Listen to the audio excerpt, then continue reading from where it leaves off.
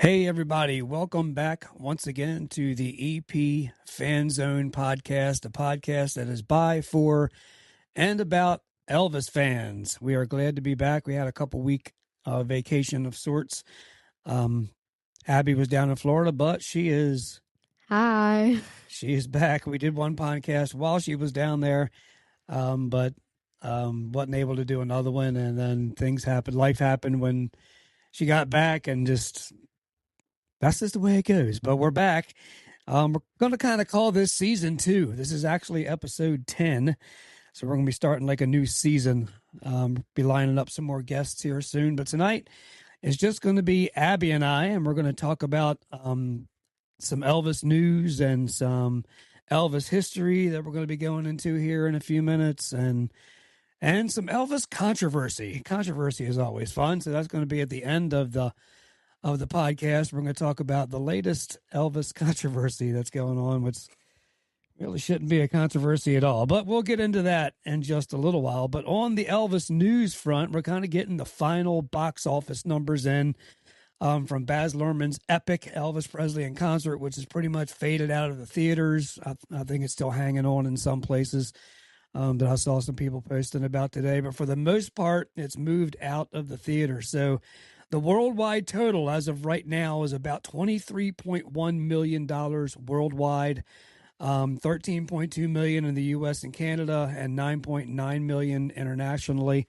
Opening weekend for the IMAX was $3.2 million. The film had a limited IMAX launch at first, and then it expanded into the theaters.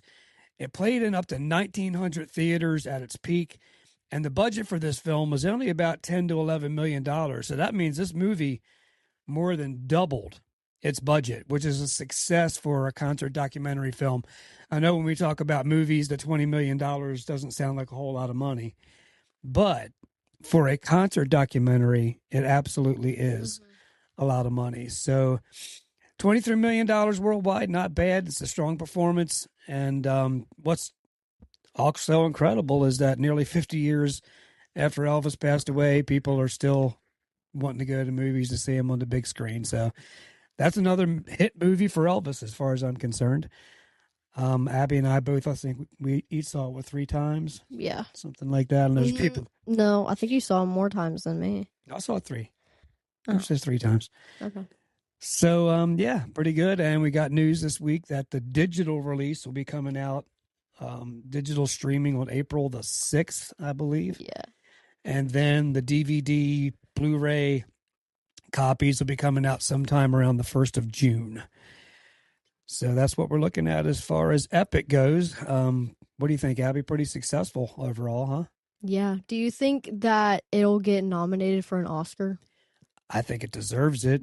But we know how Hollywood is with Baz and with Elvis, unfortunately. Yeah. So we'll see. One thing that fans are complaining about, and I kind of agree on this one, because it has nothing to do with the body of the film.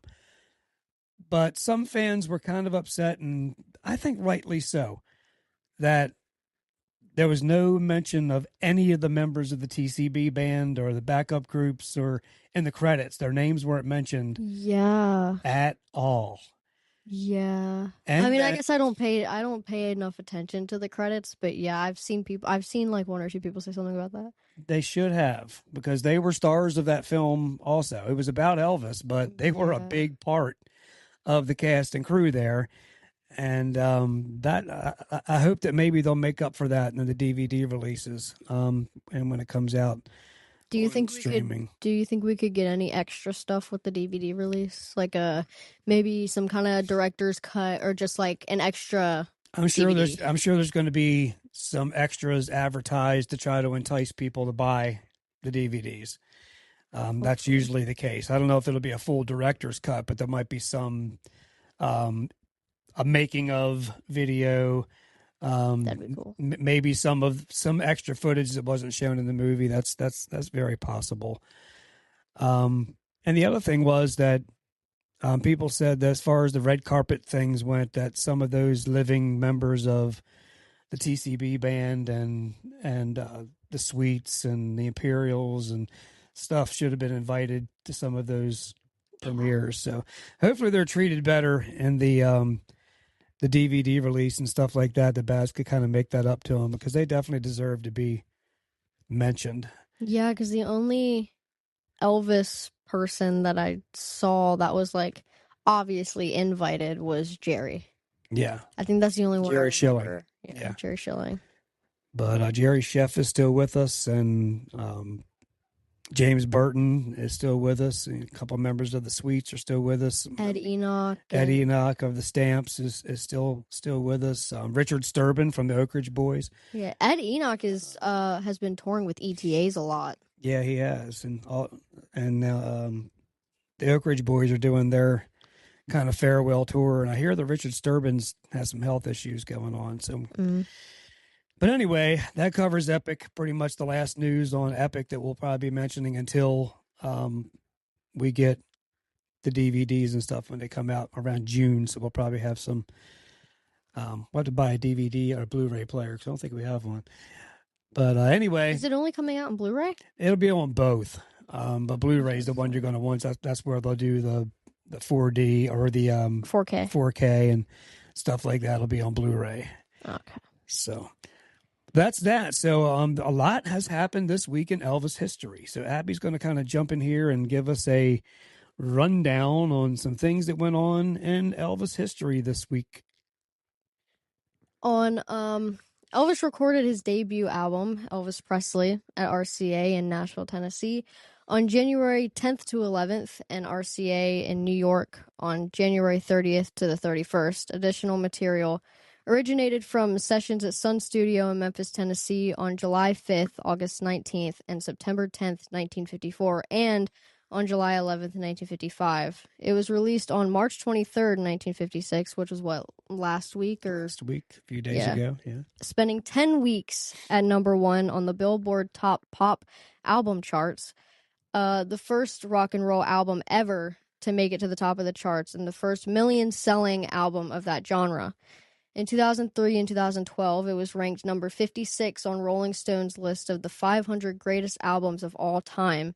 Wow. And at number 332 in a 2020 revised list. Elvis Presley was also one of the 3 Presley albums to receive accolades in the reference book 1001 Albums You Must Hear Before You Die.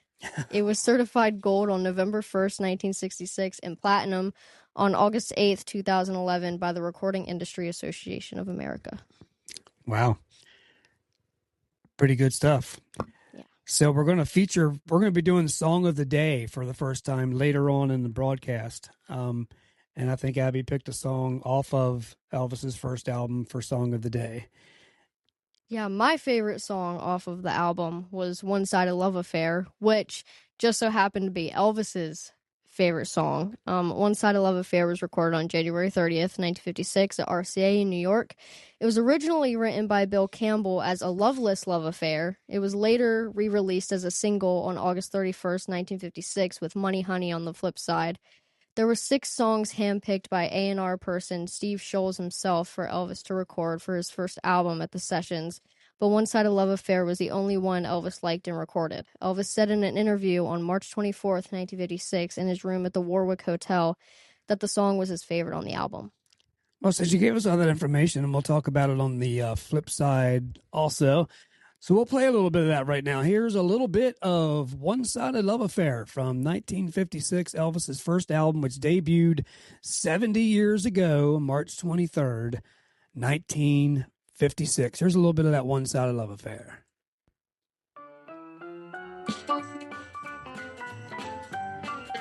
If you want to be loved, but you got to love for me too. If you want to be loved, but you got to love for me too. Oh yeah, 'cause I ain't for no one-sided love affair. There it is, One-Sided Love Affair. So that song was written by who, Abby? Bill Campbell. Bill Campbell originally recorded and released that song, and from what I understand, Bill Campbell didn't record it. He didn't record it. He just wrote it. He just wrote it. He just wrote it. Interesting. Well, somebody recorded it apparently before Elvis, and I heard it was Bill Campbell. and that his was more of a slow blues type version. I'll have to try and find it because when I looked it up, there was no release before Elvis's. So I'll have to look it up. I'll have to look that up. But from what I understand, the song was originally written as kind of like a slow blues, like a R&B kind of a thing. And of course, when Elvis got a hold of a song, he would always change it into. He never heard it the way it was recorded. No, well, Elvis heard it totally different in his head when he heard a song. And we want to mention that we're using the Fair Use Act. So we're using these songs for educational purposes, to talk about Elvis's legacy and Elvis's music and to teach others. And there's no copyright infringement intended. So we'll actually post in the description below these podcasts where you can go and listen to One Sided Love Affair and everything else on Elvis's very first album from 1956. So why is it, Abby, did you like this song so much? I don't know. I never really paid attention to it that much until I saw Emilio Santoro perform it, and then it kind of became one of my favorite 50 songs for a while. Blue Moon was a close second. That's a really good song off of that album too.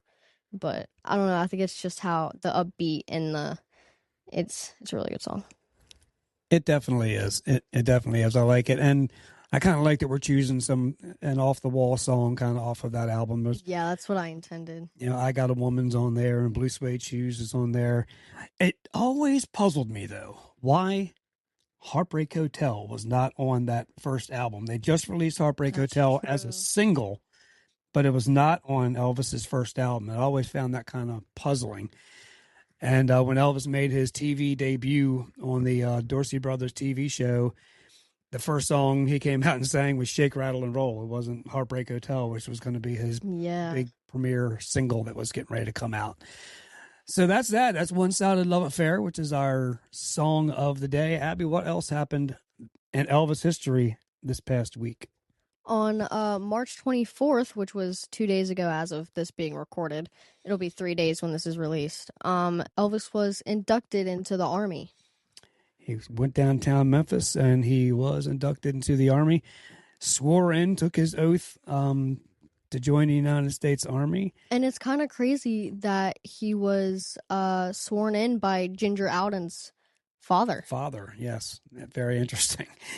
All right. Well, we got an interview that he did. The press kind of caught up with him after he took his induction and did the ceremony and all of that stuff. And he was getting ready to leave for basic training. The press caught up with him for just a second. And so we're going to play a little bit of this quick interview that the press did with Elvis. Here we go. We had a little tough time with Elvis a little while ago because our film broke on it. And we want to say, again, thank you very much for your cooperation. And we hope you're going to enjoy your stay in the United States. You're very welcome. Thank you very much. Anything you'd like to say to the teenagers as a parting salute here? Well, I'm sorry I didn't get to see them tonight, but I thought it was a little late for them to be out. It was kind of a surprise when they were here. They should have been home in bed, in other words. No, I'm not going to say that. Thank you. Elvis, thank you very much. So, that wraps up our interview from the barracks here at Fort Chaffee as Private Presley, Elvis A., gets ready for sleep and a busy day tomorrow. All right. So that's Elvis getting a little bit of an interview after the induction ceremony was over with, and he made his way to Fort Chaffee for his basic training. And of course, the media was just following him like crazy during that whole period that he was being inducted into the United States Army. So anything else, Abby, this week in Elvis history? Elvis went on the Frank Sinatra show today in 1960. I'll be darned. And what happened on the Frank Sinatra show? A little rundown for folks that might not have seen it. I'm sure most people have, but Elvis performed a duet with Frank Sinatra. They did Witchcraft and Love Me Tender, was it? Yeah. Yes, they did. Elvis performed. What else did he sing on that? I can't think. I believe he did head. Stuck on You. Stuck on You. And Fame and Fortune. Fortune. Yes. I believe he did. Sammy Davis Jr. was there. Obviously, Nancy Sinatra, who would later be his co-star in his 1968 movie Speedway, was there. Yeah. And a couple of the Rat Pack were there. Yeah. And it was done in Miami, Florida. Elvis took a train from Memphis to Miami, Florida, where he did the Frank Sinatra TV special at the La Fontainebleau Hotel down there in Miami, Florida. And your mom got to see that room. She sent me pictures of it years ago. It's still there. I'm jealous. Yeah, that room is still there. So if you're in Miami, Florida, look up the La Fontainebleau Hotel. It's still there, and you can find that ballroom where Elvis recorded the Frank Sinatra TV special this day in 1960. So it was great. Elvis looked great. Hair was all big and wearing a tuxedo and looked really good. And one of the rare times we saw Elvis in a tux. Yeah, but not very often. The last time he would have been in a tux was on the Steve Allen show that he did not enjoy. Did not enjoy wearing a tux at that time. Unless you want to count his wedding. Yeah, the wedding. Yeah, the wedding. Elvis was not very big on the tuxedos and all that kind of the stuff. So is that everything? Yeah, I think so. That's everything that happened this week in Elvis history. So we're going to move on to, and we're going to take it easy on this. I'm not going to come off like I'm downing anybody who might not agree with our take. Everybody's got your right to your opinion, and that's America. But we are going to kind of present the facts at the same time. And what am I talking about? Well, just a few days ago, what was it, Monday or Tuesday? I can't remember now. I think it was Tuesday. Anyway, President Donald Trump, the 47th president of the United States, was in Memphis, Tennessee, for a roundtable with the leaders of Memphis, the mayor, the governor of Tennessee, some law enforcement officials, because a few months back, President Trump sent the National Guard and other law enforcement agencies into Memphis at the request of the officials in Memphis, because crime was out of control, and they got great success in ridding the streets of Memphis of crime and cutting down greatly on the crime in Memphis, which helps Graceland and the tourist industry and stuff like that. So that's why President Trump was in Memphis. He was there to meet and get a report on what was going on with their efforts down there in Memphis, Tennessee. So while he was there, he said he wasn't going to miss the opportunity to go and visit Graceland, because President Trump is a huge Elvis fan. Everybody remembers that he awarded Elvis in his last term. He awarded him the Presidential Medal of Freedom, which is the highest honor that you can give to a civilian. And he's planning on giving him a statue in the Garden of Heroes. Yes, he is. And in the Garden of Heroes, Elvis is supposed to get a statue. And so President Trump has been very kind to Elvis ever since he became president. Matter of fact, I think if we've got a shot getting Elvis's birthday made into a holiday, we should try that effort while President Trump is still in office. Oh, yeah. Because he is probably the guy that would do it for us. 100%. So he decided... Somebody pitched the idea to him. Absolutely. We need to start sending emails and calling the White House and seeing if President Trump could do that for us. But anyway, that being said, he visited Graceland that day. The Secret Service came down and they lined up dump trucks all up and down the wall of Graceland, and they had helicopters in the air surrounding. They had Secret Service at the gates and all over the place. And so President Trump came and visited Graceland, and for some reason, I don't know why, there was people that got very upset in the Elvis world. They got very upset about President Trump visiting Graceland. It caused a big uproar in the Elvis world. And I just can't bring myself to understand it. I think Elvis would have been incredibly proud, don't you? Yeah, even his family members, the Stanleys, the Smiths, they've both said that no matter what anybody says or thinks, that Elvis would have been immensely proud to have Trump or any president or any historical figure visit Graceland. And the last president that visited Graceland he was popular in his first term, but not so much in his second term. But George W. Bush was a Republican, and he wasn't very well liked by the opposing party. But there was no blow up. President Bush and I didn't even know he went until you told me. Yeah, President Bush met with the Prime Minister of Japan. He came to the White House and he found out that the Prime Minister of Japan was a tremendous Elvis fan. So, as a gift to him, they flew down to Memphis and President Bush arranged a tour of Graceland. Lisa Marie was there. A lot. I think Priscilla was even there. And some other folks from Elvis Presley Enterprises and stuff were there and gave a tour. But there was no big uproar because President Bush decided to visit Graceland. But there was this time for President Trump, and I know he's a polarizing figure. I understand that. But he's still the president of the United States. Yeah. And even Angie Marchese, I think that's how you say her name. Yeah, Angie Marchese. She's the head of the archives there at Graceland. She gives tours and stuff all the time. She said that she chose that day to put politics aside because she understood the importance of that moment.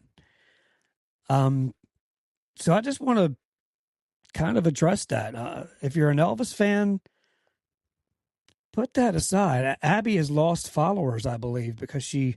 And it's not that. It kind of sounds like I care, and I don't.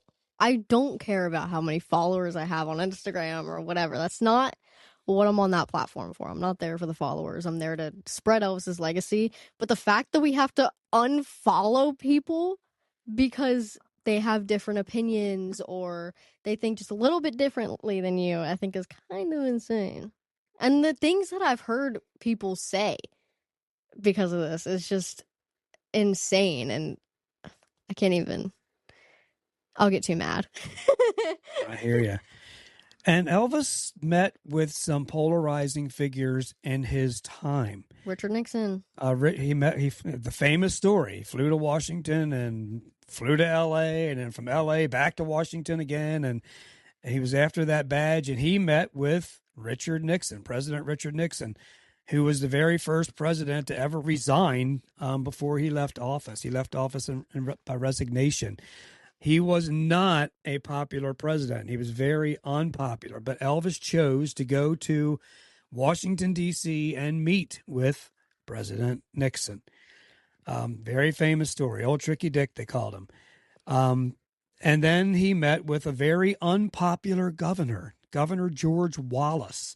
I believe the governor of Mississippi came backstage at one of Elvis's concerts and wanted to meet Elvis. He was so unpopular, Governor Wallace, that someone tried to kill him. He was in a wheelchair the rest of his life. Governor of Alabama. Governor of Alabama. I'm sorry. Thank you, Abby, for that correction. Elvis was playing in Alabama and met with Governor Wallace, and he was not a popular guy. But Elvis could have said, hey, tell him I'm busy or whatever to try to avoid that. But he didn't. He met with George Wallace. A very controversial figure back at that time. So there is no ifs, ands, or buts or doubts about it in my mind that Elvis would have been very proud that President Trump came and visited his home. Elvis was a patriot. He loved his country. Mm-hmm. He respected the office of the presidency. And he definitely would have been proud that a sitting president, the second sitting president, has came and visited Graceland. What are any words, Abby? Anything else you want to add to that? No. No? Nothing more? No. I'll get in trouble. Well, you don't have to get in trouble. I mean, you just... I get too mad when it gets to topics like this because it's just so dumb. Like, just they're acting like the man went to Graceland and burned it to pieces and that Graceland is no longer. Like, it's the same place. Just a human being went there. Trump is just another one of us. He's just another Elvis fan. I put a poll up on my Facebook page, and it was overwhelming in favor of the visit. And one guy put it in I can't remember who it was, but one person on my Facebook page said it this way, and they're probably absolutely right. If someone would have publicly, like from the press, if someone would have said, Mr. President, are you going to go visit Graceland while you're here in Memphis? And he said no. Then they would have jumped all over him for not. I was thinking about visiting. that, but I just didn't say anything. Then they would have jumped all over him for not visiting Graceland. They're mad at him because he didn't go to the meditation garden, but I don't think they understand that there's people trying to kill him like all the time. Yeah, there's people. He can't risk being out in the open like that ever. I did hear why, and it is related to that because there's homes that border the fence in the backyard of Graceland and the meditation gardens. And the Secret Service would have had to have locked down all of those homes, made people leave their homes, cover those backyards and roofs and stuff like that overlook the meditation garden. And it was just too much of a risk and too difficult for President Trump to be able to go back and visit the grave. And that's why he didn't. It was just a safety protocol. And for the people that live back there, to not have to kick them out of their homes and put snipers on tops of the roofs and cover those backyards. So that's why he wasn't able to visit the meditation garden. Our good friend Taylor Brown is an Elvis tribute artist. I like kind of how he put it. He said, I think it's fair to say that Elvis would be proud of any president visiting his home. Even if he didn't agree with them, he would have had them there. He would have treated them with impeccable manners and hospitality and sat down and talk about anything and everything he felt about what was going on. But to answer the question, I'm happy to see that he's still got enough star power to have the biggest current star, for better or for worse, in the world visit Graceland. That's very well put, my friend Taylor Brown. I just hate the whole situation because it kind of shown me some of my favorite Elvis accounts on Instagram. Has kind of shown me the real them. Because I've seen multiple, and they're like, "F you if you think this is okay," and FEPE, and it's like, come on, why? Why do you have to be so rude about it? Like they Elvis would be disappointed in all of this. He really would, because Elvis was a great guy. Let's face it. I wasn't gonna go here, but I think I'm going to go here just because I feel like I've got Careful.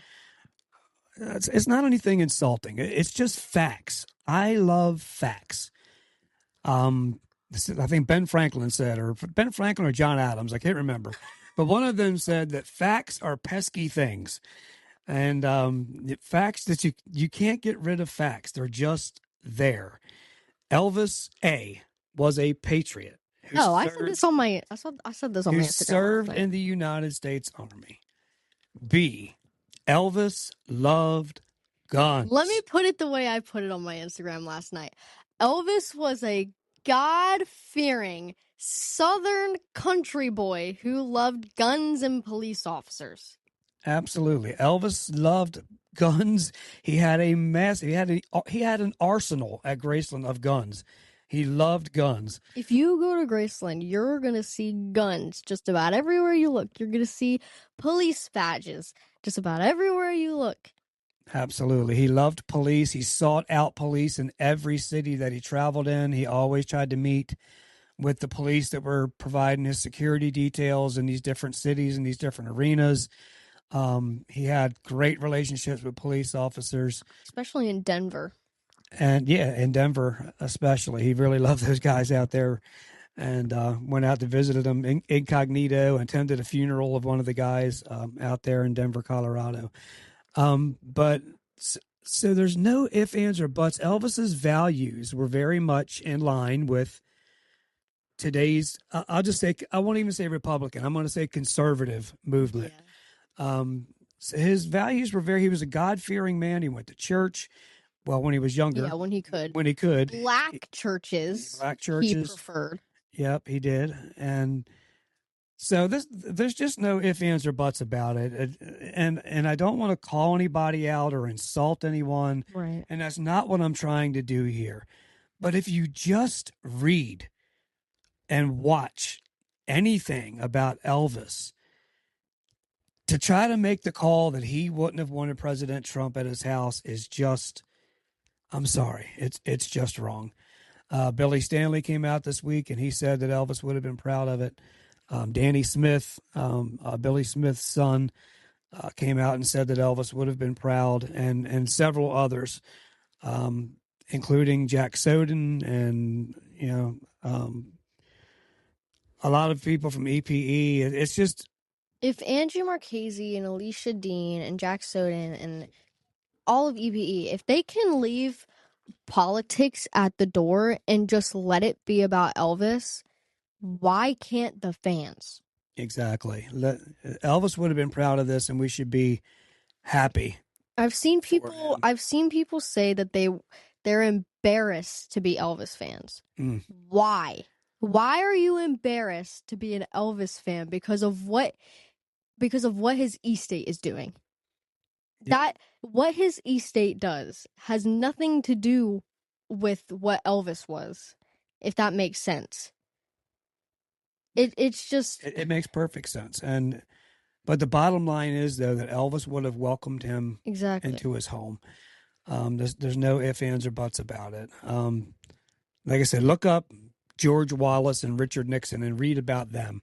Mhm. They were controversial figures that Elvis easily could have turned away. Well, Elvis sought out Nixon. He didn't seek out Elvis. But George Wallace wanted to meet Elvis, and Elvis could have easily said, "Hey, tell him that I'm busy. I can't meet with him right now." But he didn't. He met with the man, and it was he was a very polarizing figure.